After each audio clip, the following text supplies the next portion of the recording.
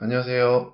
저는 21살이고 군대를 다녀와서 대학을 졸업하면 27살 정도 될 것 같습니다. 해외 영업으로 무역회사에 취업하고 싶은데요. 저는 현재 HSK가 4급인데 공부하면 6급까지도 올릴 수 있을 듯 합니다. 이제부터라도 영어 공부를 열심히 해서 국내 무역회사에 취업할까요? 아니면 6급까지 올려서 중국 회사에 취업할까요? 어느 해외 영업 지원자의 질문입니다. 이 고민에서 여러분은 무엇을 느끼셨나요? 이 지원자는 해외 영업을 위해 해야 할 일이 오직 언어에만 향해 있습니다. 그렇다면 해외 영업은 단지 언어만 잘하면 될 수 있는 직업일까요? 왜 다들 이렇게만 생각하는 걸까요? 실제로 인터넷에 이런 답변도 있었습니다. 한국에서 영업하는 거나 해외에서 영업하는 거나 언어만 다르지 똑같다고 말합니다.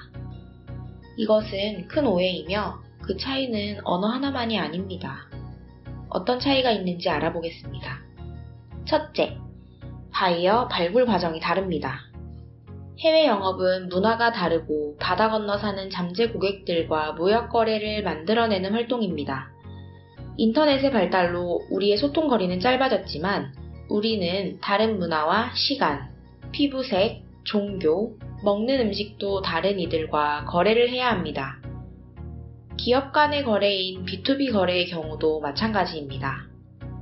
국내 거래와는 다르게 각 시장에 대한 사전 조사와 이해가 필요한 직업입니다. 둘째, 무역 거래라는 특수 조건을 이해해야 합니다.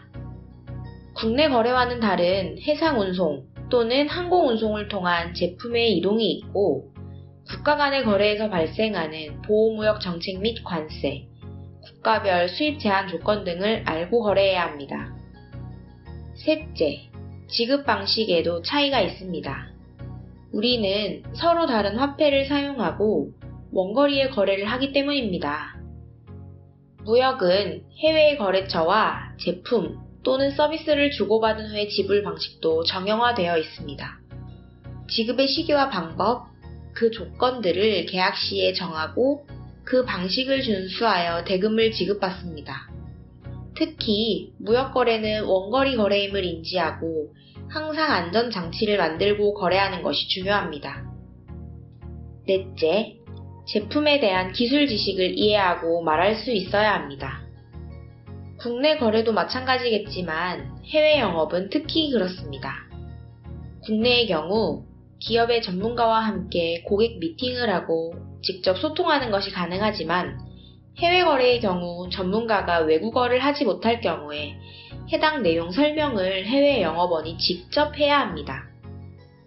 계약 전, 후의 기술적 문제를 이해하고 올바르게 전달하기 위한 기술 용어 및 기술 지식을 알아야 하는 직무입니다. 사실 이외에도 다양한 방식에 대한 의견이 있을 수 있으나 기업별로 차이가 있을 수 있어 제외하였습니다. 국내 영업과 해외 영업의 차이점, 다시 정리하자면 첫째, 바이어 발굴 과정이 다릅니다. 둘째, 무역 거래라는 특수 조건을 이해해야 합니다. 셋째, 지급 방식에도 차이가 있습니다.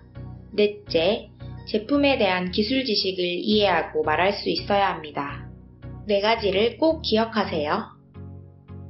해외 영업의 지원을 위한 업무를 이해하기 위해서는 그 특성을 이해하는 것이 좋겠다 싶어서 준비해봤습니다. 쉽게 이해하는 무역과 해외 영업, 그 첫 번째 준비한 영상은 여기까지인데요. 해외 영업이나 무역 관련하여 저희가 다뤄줬으면 하는 내용을 댓글로 남겨주시면 가능한 반영해보도록 하겠습니다. 재미있게 보셨거나 앞으로가 기대된다고 하시는 분들은 구독과 좋아요 버튼을 눌러주세요. 혜영인이었습니다. 감사합니다.